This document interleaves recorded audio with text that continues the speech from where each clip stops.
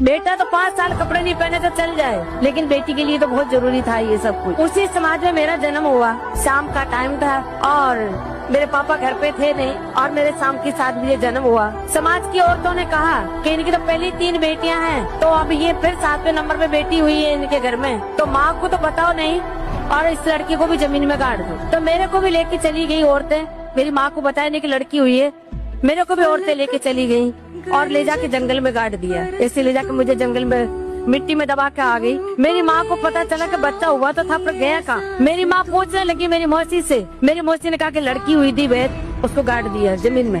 मेरी माँ रोने लगी। मैंने 9 महीने मेरे पेट में बच्चा रखा है और वो बेटी को मैं देख भी नहीं सकी और ये औरतें ले जाके मेरी बेटी को गाड़ा है। तो मेरी मदद कर दे बहन, मेरे को बता कहाँ गाड़ा है उसको। मेरी माँ इस विश्वास के साथ कि नहीं मेरी बेटी जिंदा मिलेगी, नहीं मिलेगी तो मैं उसको छू के देख तो लूं कि मैंने जिसको 9 महीने पेट में रखा है।